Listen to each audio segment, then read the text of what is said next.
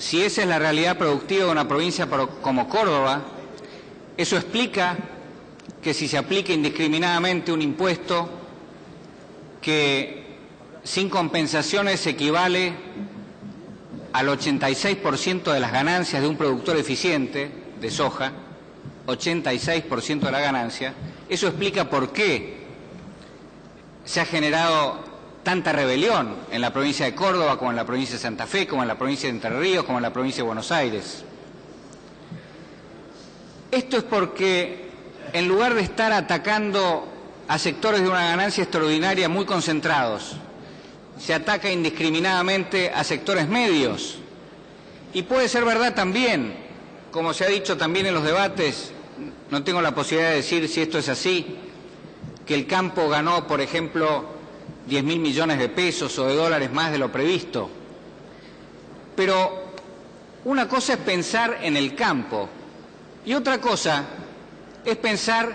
en un chacarero de carne y hueso que tiene 100 o 200 hectáreas y que la pequeña parte de esos 10.000 millones de dólares o de pesos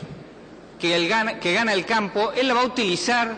para darle educación universitaria a su hijo en una gran ciudad o en mejorar las condiciones de vida de su familia. Entonces, cuando se ataca a esos sectores con el 86% de impuesto a sus ganancias, se les está diciendo, ustedes no van a poder progresar, y por eso, decía el diputado Aguad,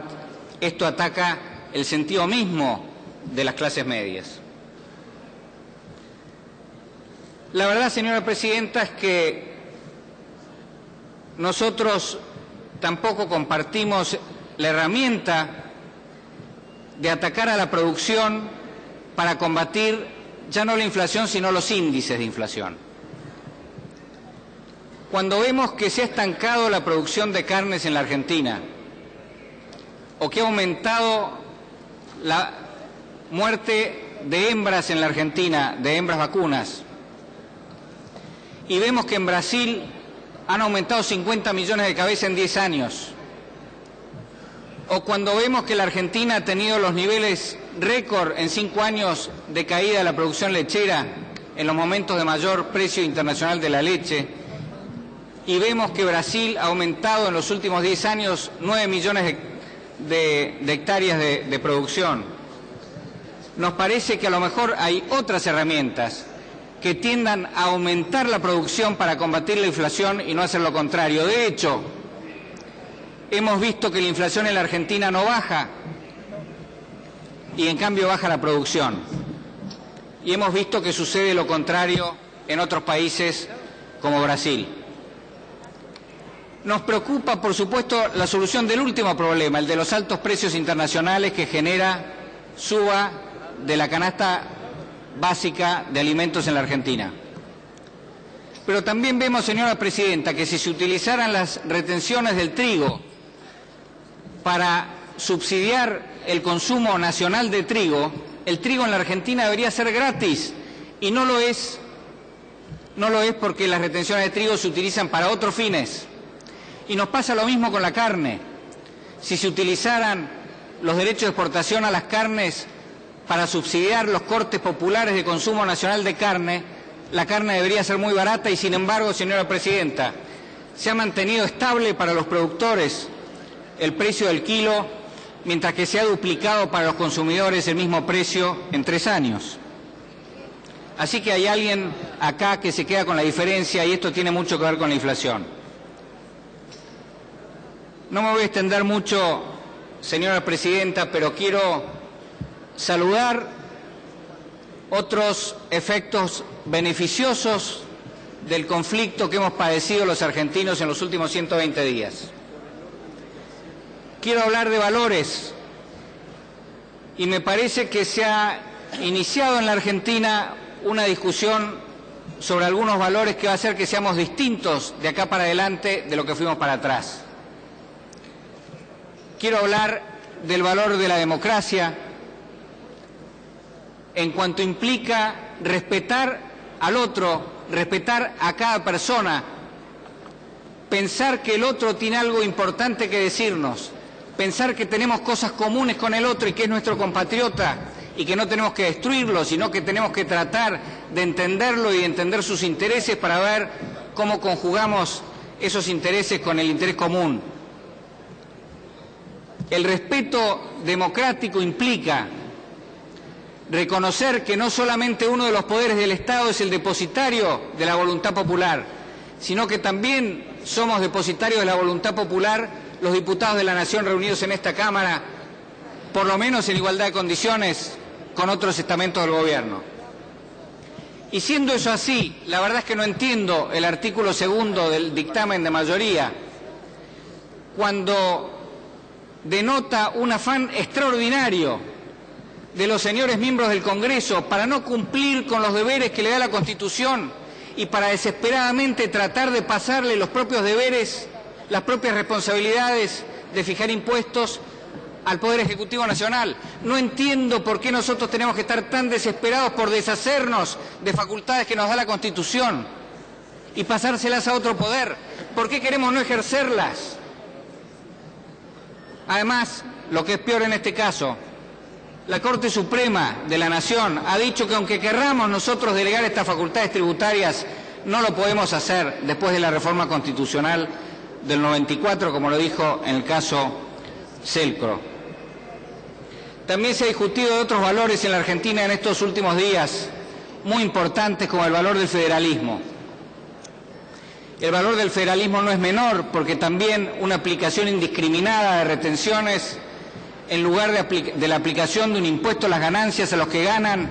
que libera de impuestos a los que pierden, genera también una enorme desigualdad distributiva entre el gobierno nacional, los gobiernos provinciales y los municipios. Por eso tuvimos cientos de intendentes en el Congreso de la Nación diciéndonos: suspendan esto, están equivocados, piensen en otra cosa, busquen otra salida. No podemos privar a nuestros pueblos de los recursos que nuestros pueblos generan, porque nuestros pueblos no son pueblos de ricos, son pueblos de pobres que están progresando y que quieren seguir progresando. Este rescate del federalismo, que ha generado una nueva discusión en la política argentina, es de extremo valor, y me parece que el futuro argentino de los próximos días y de los próximos años va a empezar a dar respuestas a una negativa a seguir en el centralismo que maneja todos los recursos de la nación desde Buenos Aires y a una posición afirmativa a devolverle los recursos a los provincianos a quienes pertenecen. Tengo una visión de nuestro futuro, señora Presidenta, que no es la visión de buscar enfrentamientos, que no es la visión de buscar confrontación. Tengo la visión de buscar la unidad. La unidad no quiere decir la uniformidad de criterios, quiere decir de vuelta los principios democráticos, quiere decir de vuelta el respeto por el otro, quiere decir de vuelta la convicción de que el diálogo es fructífero y que sirve para oír, no para imponer el punto de vista de uno. Tengo la visión de una Argentina que se ocupe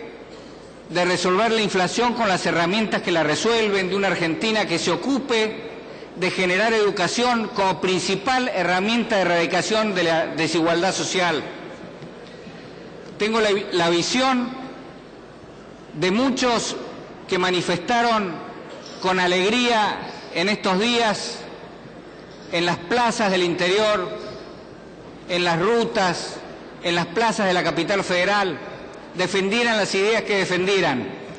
porque hubo muchos argentinos, señora Presidenta, que en distintos actos de la Plaza de Mayo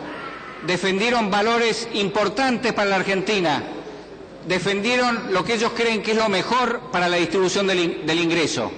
Y esa es una bandera que todos debemos respetar y que todos debemos rescatar. Pero también quiero rescatar y desagraviar a los que fueron acusados de avaros, a los que fueron acusados de antipatrias, a los que fueron acusados de golpistas, cuando en realidad lo que estaban pidiendo era que se defendiera el producto de su trabajo y de su esfuerzo, los que estaban pidiendo